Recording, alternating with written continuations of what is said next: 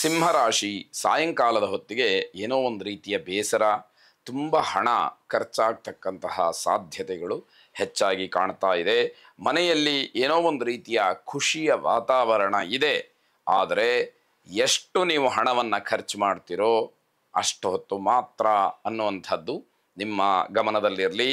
ಬೇರೆಯವರನ್ನು ಅವಲಂಬಿಸಿ ಅವಮಾನವನ್ನು ಅನುಭವಿಸ್ತೀರಿ. ಯಾವುದೋ ಒಂದು ಕೆಲಸ ಆಗಬೇಕಾಗಿರುತ್ತೆ, ಆ ವ್ಯಕ್ತಿ ಬಂದು ಮಾಡ್ತಾನೆ ಅಥವಾ ಆ ವ್ಯಕ್ತಿಯಿಂದ ಆ ಕೆಲಸ ಆಗತ್ತೆ ಅಂತ ಹೇಳಿ ಪರಿಪೂರ್ಣವಾಗಿ ಬೇರೆಯವರನ್ನೇ ಅವಲಂಬಿಸಿಕೊಂಡಿರ್ತಕ್ಕಂಥದ್ದು ಏನಾಗುತ್ತೆ, ನಿಮಗೆ ಅವಮಾನಕ್ಕೆ ಕಾರಣವಾಗುತ್ತೆ. ಆ ವ್ಯಕ್ತಿ ಬರದೇ ಇರಬಹುದು, ಆ ವ್ಯಕ್ತಿಯಿಂದ ಆ ಕೆಲಸ ಆಗದೇ ಇರಬಹುದು. ನೀವು ಕೂಡ ಕೆಲಸವನ್ನು ಮಾಡಲಿಕ್ಕಾಗ್ದಲೇ ಅವಮಾನವನ್ನು ಅನುಭವಿಸ್ಬೇಕಾದಂತಹ ಪರಿಸ್ಥಿತಿ ಇರುತ್ತೆ. ಯಾಕೆ ಅಂತಂದರೆ ಬಾಯಲ್ಲಿ ಹೇಳಿಬಿಟ್ಟಿರ್ತೀರಿ, ನಾನು ಇದನ್ನು ಮಾಡಿಬಿಡ್ತೀನಿ ಅದನ್ನು ಮಾಡಿಬಿಡ್ತೀನಿ ಅಂತ. ಆ ಕ್ಷಣಕ್ಕೆ ಯಾವುದೂ ಕೂಡ ಆಗದೇ ಇರುವಂಥದ್ದು, ನೀವು ಯಾರನ್ನೋ ನಂಬಿ ಮಾತನ್ನು ಕೊಟ್ಟಿರುವಂಥದ್ದು, ಈ ರೀತಿಯ ಸಮಸ್ಯೆಗಳು ಆಗಬಹುದು ಅನ್ನುವಂಥದ್ದು. ತಾಯಿಯವರಿಗೆ ಆರೋಗ್ಯದಲ್ಲಿ ಸ್ವಲ್ಪ ವ್ಯತ್ಯಾಸಗಳಾಗ್ತಕ್ಕಂಥದ್ದು, ಎಚ್ಚರಿಕೆಯನ್ನು ವಹಿಸಿ. ನಿಮ್ಮ ಜವಾಬ್ದಾರಿ ಹೆಚ್ಚಿನದಾಗಿರ್ತಕ್ಕಂಥದ್ದಾಗತ್ತೆ. ವೃತ್ತಿಪರವಾದಂತಹ ಸಾಧನೆ ತೃಪ್ತಿಯನ್ನು ಕೊಡುತ್ತೆ.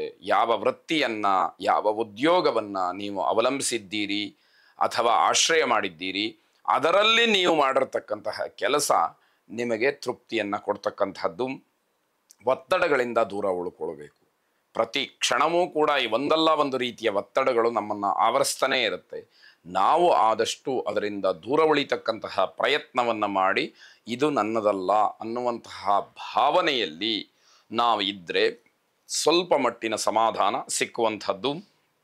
ಅಮೃತ ಮೃತ್ಯುಂಜಯ ಜಪವಾಗಲಿ, ಅಮೃತ ಮೃತ್ಯುಂಜಯ ಹೋಮವನ್ನಾಗಲಿ ನಿಮಗೆ ಅನುಕೂಲವಾದಾಗ ಒಂದು ಸಾರಿ ಮಾಡಿಸಿ ಅಂತಕ್ಕಂಥದ್ದು ಮುಖ್ಯವಾದಂತಹ ಪರಿಹಾರ. ಶುಭವಾಗಿ. ಕನ್ಯಾ ರಾಶಿ, ಕೇವಲ ಲಾಭ ನಷ್ಟಗಳ ಚಿಂತನೆಯನ್ನು ಮಾತ್ರ ನಡೆಸಬೇಡಿ. ಮನುಷ್ಯತ್ವ ಅಂತಕ್ಕಂಥದ್ದು ಬಹಳ ಮುಖ್ಯವಾಗುತ್ತೆ. ಯಾವಾಗ ನೀವು ಒಳ್ಳೆಯವರಾಗಿರ್ತೀರಿ, ಒಂದಲ್ಲ ಒಂದು ಸಂದರ್ಭದಲ್ಲಿ ನಿಮಗೆ ಅನುಕೂಲವಾದಂತಹ ಸಮಯ ಬರುತ್ತೆ, ಬೇರೆಯವರು ನಿಮಗೆ ಅನುಕೂಲವನ್ನು ಮಾಡೇ ಮಾಡ್ತಾರೆ. ಕೇವಲ ಲೆಕ್ಕಾಚಾರದ ವಿಚಾರದಲ್ಲೇ ಇದ್ದರೆ ಯಾರೂ ಕೂಡ ನಿಮ್ಮ ಹತ್ರ ಸುಳಿದೇ ಇರುವ ಹಾಗೆ ಆಗ್ತಕ್ಕಂಥದ್ದಾಗತ್ತೆ. ಆಸಕ್ತಿದಾಯಕ ವಿಚಾರಗಳಲ್ಲಿ ಚರ್ಚೆಯನ್ನು ಮಾಡಿ ಸಮಾಜಕ್ಕೆ ಕೊಡುಗೆಯನ್ನು ನೀಡಿ.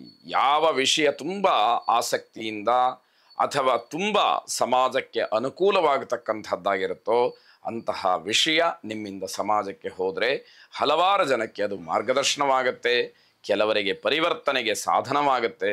ಈ ರೀತಿ ಆಲೋಚನೆಗಳು ನಿಮಗೆ ಬರಲಿ ಅಂತಕ್ಕಂಥದ್ದು.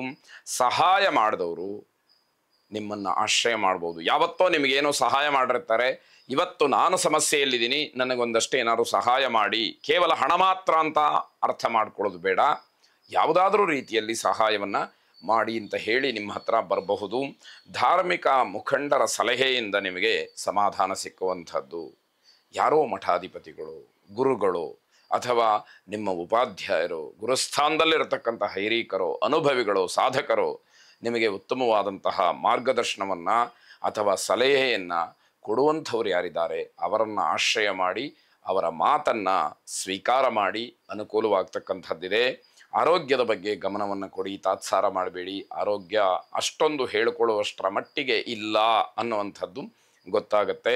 ಹಣ ಹೂಡಿಕೆಗೆ ಉತ್ತಮವಾದಂತಹ ದಿವಸ, ಆದರೆ ನಿಮ್ಮ ಸಾಮರ್ಥ್ಯವನ್ನು, ನಿಮ್ಮ ವ್ಯಾವಹಾರಿಕವಾದಂತಹ ಸ್ಥಿತಿಗತಿಗಳನ್ನು ಅರಿತು ವ್ಯವಹಾರಕ್ಕೆ ಮುಂದಾಗ್ತಕ್ಕಂಥದ್ದು ಒಳ್ಳೆಯದಾಗಿರುತ್ತೆ. ನವಗ್ರಹರನ್ನು ಪ್ರಾರ್ಥನೆ ಮಾಡಿ. ಶುಭವಾಗಿ. ತುಲಾರಾಶಿ, ಸಾಧಕರ, ವಿದ್ಯಾವಂತರ ಹಾಗೆ ಸಂಸ್ಕಾರವಂತರ ಸಂಪರ್ಕದಿಂದ ಸಮಾಧಾನ ಸಿಕ್ಕುತ್ತೆ.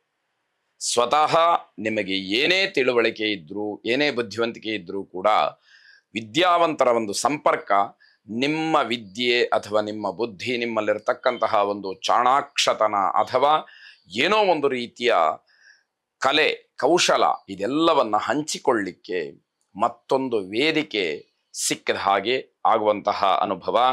ವಾಸ್ತವದ ವಿಚಾರಕ್ಕೆ ಹೋರಾಟವನ್ನು ಮಾಡಿದರೆ ಜಯ ನಿಮ್ಮದಾಗ್ತಕ್ಕಂಥದ್ದು. ಸತ್ಯಾಂಶ ಏನಿದೆ ಆ ವಿಷಯವನ್ನು ಘಂಟಾಘೋಷವಾಗಿ ಹೇಳೋದರಲ್ಲಿ ಯಾವ ತಪ್ಪೂ ಇಲ್ಲ ಅನ್ನುವಂಥದ್ದು. ಅಂತಹ ತಪ್ಪನ್ನ ಬೇರೆಯವರು ಗುರುತಿಸಿದ್ರೂ ಕೂಡ ಹೇಳೋದಕ್ಕೆ ಹಿಂಜರಿತಾ ಇರ್ತಾರೆ. ನಿಮಗೆ ಅಂತಹ ಅವಕಾಶಗಳು ಸಿಕ್ಕಿದಾಗ ಖಂಡಿತವಾಗಿ ಅದನ್ನು ಹೇಳಿ ಸಮಾಜಕ್ಕೆ ಅದು ಉಪಕಾರಿ ಆಗತ್ತೆ ಎನ್ನುವಂಥದ್ದು. ಕಾರ್ಯಕ್ಷೇತ್ರ, ವೃತ್ತಿ ಇತ್ಯಾದಿಗಳಲ್ಲಿ ಸ್ವಲ್ಪ ಮಟ್ಟಿನ ಹಿನ್ನಡೆ, ಮಾನಸಿಕವಾಗಿ ಅದಕ್ಕೆ ನೀವು ಸಿದ್ಧತೆಯನ್ನು ಮಾಡಿಕೊಂಡಿರಬೇಕು. ವಿಷಯ ಗೊತ್ತಾದ ಮೇಲೆ ಯಾವಾಗ ಅದನ್ನೇ ಮನಸ್ಸಿನಲ್ಲಿ ಇಟ್ಟುಕೊಂಡು ಆಲೋಚನೆಯನ್ನು ಮಾಡ್ತಾ ಇದ್ರೆ ಅದು ಪ್ರಯೋಜನಕ್ಕೆ ಬರದೇ ಇರತಕ್ಕಂಥದ್ದೇ. ಮಕ್ಕಳ ವಿಚಾರದಲ್ಲಿ ಜಯವನ್ನ ಕಂಡು ಸಂತೋಷ ಪಡ್ತೀರಿ. ಮಕ್ಕಳು ಏನು ಅಂದ್ಕೊಂಡಿರ್ತಾರೋ ಅದನ್ನು ಸಾಧನೆ ಮಾಡಿ ತೋರಿಸ್ತಾರೆ. ಅದು ನಿಮಗೆ ಪೋಷಕರಾಗಿ ಸಂತೋಷವನ್ನ ನೀಡ್ತಕ್ಕಂಥದ್ದಾಗತ್ತೆ. ಅನಗತ್ಯವಾದಂತಹ ಮಾತು ಅಪಯಶಸ್ಸಿಗೆ ಕಾರಣವಾಗುತ್ತೆ, ಸಮಯ ವ್ಯರ್ಥವಾಗುತ್ತೆ, ಇದರಿಂದ ಯಾವ ಪ್ರಯೋಜನವೂ ಇಲ್ಲ. ಆ ಒಂದು ತಿಳುವಳಿಕೆ ನಿಮ್ಮ ಮನಸ್ಸಿನಲ್ಲಿ ಬರಬೇಕಾದಂತಹದ್ದು. ಸಾಮಾಜಿಕವಾದಂತಹ ಕೆಲಸಗಳಲ್ಲಿ ನಿಮ್ಮನ್ನು ತೊಡಗಿಸ್ಕೊಳ್ಬಹುದು. ಸಮಾಜಕ್ಕೆ ಯಾವುದು ಅನುಕೂಲವಾಗುತ್ತೋ ಅಂತಹ ಕೆಲಸಗಳಲ್ಲಿ ನಿಮ್ಮನ್ನು ನೀವು ತೊಡಗಿಸ್ಕೊಂಡು ಮುಂದುವರೆದ್ರೆ ಅನುಕೂಲವಾಗುವಂಥದ್ದಿದೆ. ಕೃಷ್ಣನನ್ನ ಪ್ರಾರ್ಥನೆ ಮಾಡಿ. ಶುಭವಾಗಿ. ವೃಶ್ಚಿಕ ರಾಶಿ, ಅಗತ್ಯ ಬಿದ್ದಾಗ ನಿಮ್ಮ ಅಕ್ಕಪಕ್ಕದವರು ನಿಮಗೆ ಸಹಾಯವನ್ನ ಮಾಡಬಹುದು. ಅವರು ಮಾಡಿದಂತಹ ಸಹಾಯ ನಿಮಗೆ ದೊಡ್ಡ ಮಟ್ಟದಲ್ಲಿ ಅನುಕೂಲ ಅಥವಾ ಸಹಕಾರಿ ಆಗತ್ತೆ ಅನ್ನುವಂಥದ್ದು. ಮಕ್ಕಳ ಜೊತೆಗಿನ ಬಾಂಧವ್ಯವನ್ನು ಹಾಗೆ ಉಳಿಸ್ಕೊಳ್ಬೇಕು. ಮಕ್ಕಳ ಜೊತೆಯಲ್ಲಿ ತುಂಬ ಪ್ರೀತಿ ವಿಶ್ವಾಸದಿಂದ ಇರಬೇಕು.